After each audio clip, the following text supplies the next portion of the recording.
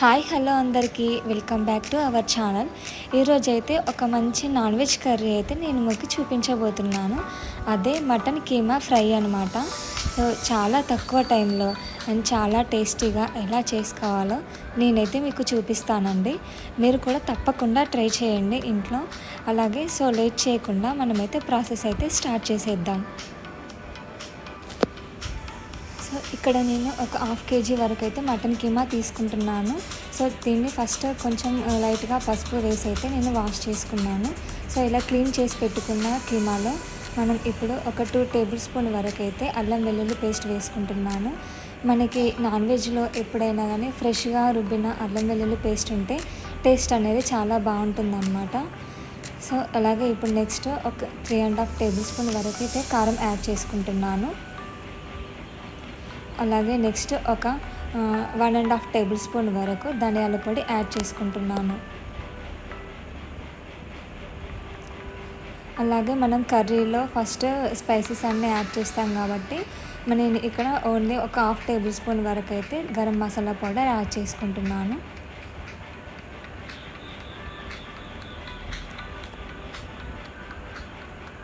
అలాగే 1/2 table spoon వరకు పసుపు యాడ్ చేసుకుంటున్నాను. అలాగే కొంచెం లైట్గా ఒక 1/2 టేబుల్ స్పూన్ వరకు అయితే సాల్ట్ని కూడా యాడ్ చేసుకుంటున్నాను.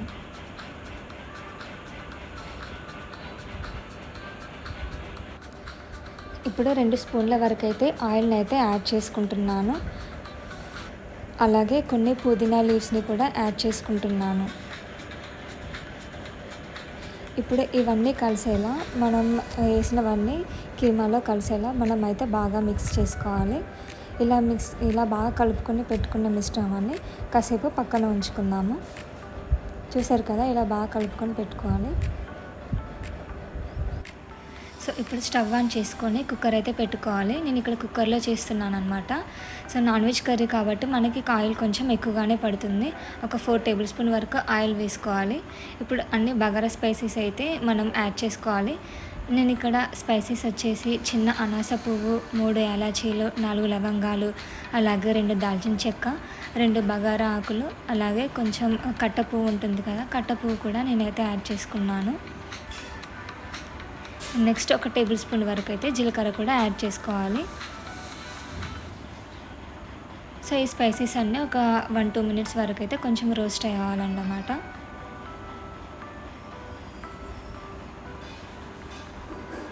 సో ఇప్పుడు ఇలా కొంచెం ఒక 2 మినిట్స్ అయ్యాక ఇందులో మనం కట్ చేసి పెట్టుకున్న నేనైతే 2 మిర్చి వేసుకుంటున్నానండి. అలాగే ఒక 2 మీడియం సైజ్ ఆనియన్ కూడా కట్ చేసుకొని యాడ్ చేసుకోవాలి. ఇప్పుడు ఒకసారి బాగా కలుపుకొని వీటిని ఒక 5 మినిట్స్ వరకు అయితే వేయించుకోవాలి.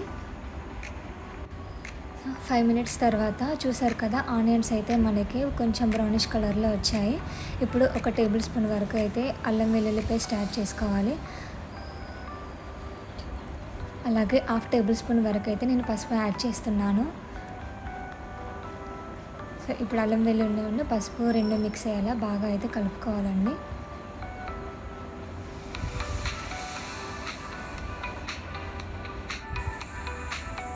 ఇప్పుడు మనం ముందుగా కలిపి పెట్టుకున్న కీమా ఉంది కదా, ఆ కీమా మిశ్రమాన్ని అయితే ఇప్పుడు కుక్కర్లోకి యాడ్ చేసుకోవాలి.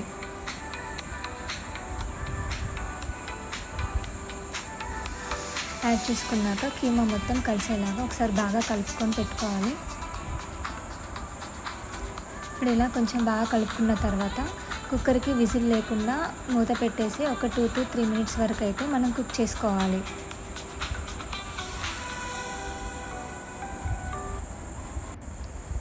సో 3 మినిట్స్ తర్వాత చూసారు కదా, మనకైతే వాటర్ అనేది ఎలా వస్తున్నాయో.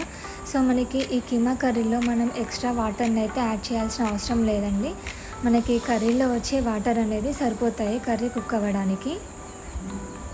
సో ఇప్పుడు ఒక టేబుల్ స్పూన్ వరకు అయితే ధనియాల పౌడర్ని యాడ్ చేసుకోవాలి. అలాగే 1.5 టేబుల్ స్పూన్ వరకు సాల్ట్ని కూడా యాడ్ చేసుకోవాలి. ఇప్పుడు ఇక్కడ కొన్ని పుదీనా లీవ్స్ని అండ్ అలాగే కొంచెం కొత్తిమీరని కూడా కాడలతో సహా వేసుకోవాలండి. ఇలా మనం పుదీనాను కొత్తిమీరని కర్రీ మధ్యలో వేసుకోవడం వలన ఈ పుదీనా కొత్తిమీర ఫ్లేవర్స్ అనేవి కర్రీకి బాగా పట్టేసి కర్రీ అనేది చాలా టేస్టీగా వస్తుంది మనకి. సో ఇప్పుడు ఇవన్నీ కలిసిపోయేలా బాగా మిక్స్ చేసుకోవాలి. ఇప్పుడు విజిల్ లేకుండా మూత పెట్టేసి ఒక 2 to 4 మినిట్స్ వరకు అయితే కుక్ చేసుకోవాలి. చూసారు కదా, ఒక 4 మినిట్స్ తర్వాత మనకి వాటర్ అనేవి సరిపోతాయండి. సో ఇప్పుడు మనం ఎక్స్ట్రా వాటర్ని మనమేం యాడ్ చేయాల్సిన అవసరం లేదు. ఇప్పుడు కుక్కర్ మూత పెట్టేసి విజిల్ కూడా పెట్టేసుకొని ఒక 2 విజిల్స్ వస్తే సరిపోతుందండి. యాక్చువల్గా కీమా మనకి కుక్కర్ లేకుండా కూడా నార్మల్ బౌల్లో గిన్నెలో అయినా చేసుకోవచ్చు.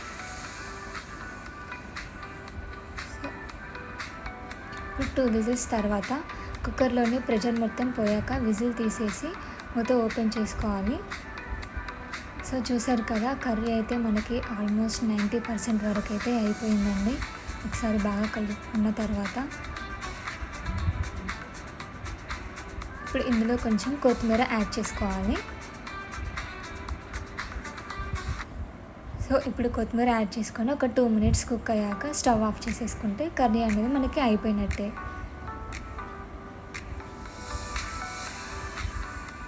స్టవ్ ఆఫ్ చేసుకున్నాక కర్రీని అయితే ఒక సర్వింగ్ బౌల్లోకి ఇలా ట్రాన్స్ఫర్ చేసుకుంటున్నాను.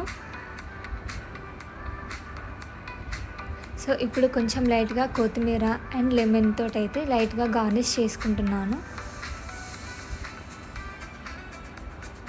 సో చూసారు కదా, మనకి ఎంతో టేస్టీగా గుమగుమలాడే మటన్ కీమా ఫ్రై అయితే రెడీ అయిపోయింది.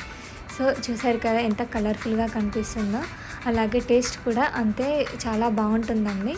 ఇలా నేను చూపించిన విధంగా ఒకసారి అయితే మీరు కూడా ఇంట్లో ట్రై చేయండి. అలాగే టేస్ట్ ఎలా వచ్చిందో నాతో ఖచ్చితంగా కామెంట్ సెక్షన్లో షేర్ చేసుకోవడం అయితే మర్చిపోవద్దు. మీకు కనుక ఈ వీడియో నచ్చినట్లయితే లైక్ చేసి షేర్ చేయండి. అలాగే మరిన్ని ఇలాంటి కుకింగ్ వీడియోస్ కోసం, టేస్టీ వీడియోస్ కోసం మన ఛానల్ని అయితే సబ్స్క్రైబ్ చేసుకోవడం మర్చిపోవద్దు. Thank you for watching.